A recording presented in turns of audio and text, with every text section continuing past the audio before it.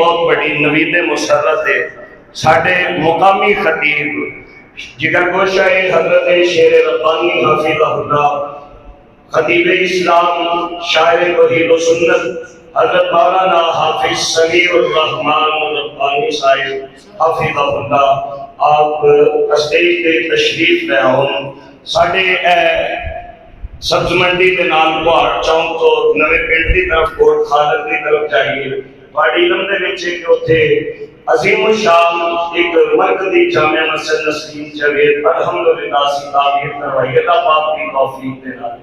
اور ساڈے تے پہلے ہی حضرت شیر ربانی حفظہ اللہ دیاں بڑیاں شفقتاں نے میں تو اکثر کیا کرنا اور صرف لفظ نہیں میں اللہ کو گواہ بنا کے کہنا میں اپنے مرشد و مخدوم حضرت شیر ربانی حفظہ اللہ ہمیشہ ہی مقروض رہنا یہ اتنی محبت اتنا مان دیتے ہیں کہ شاید ہی کسی ملک کے نہ مان نصیب ہوئے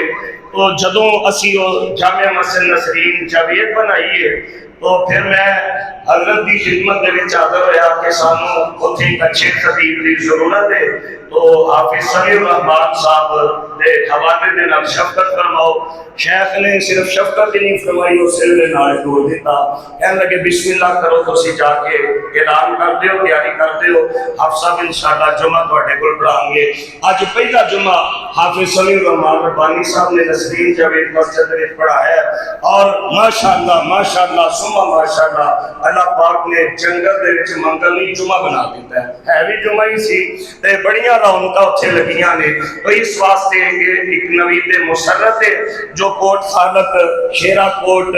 اور اس طرح ٹاؤن شپ عوام چوک یا خیالی دے گرد و نواح دے احباب وہ ضرور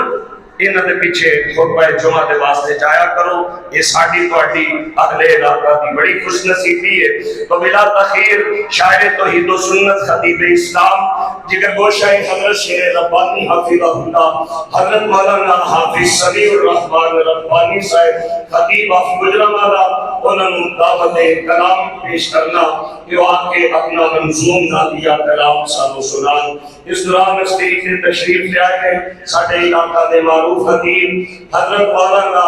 فاروق قاسم صاحب حفظہ اللہ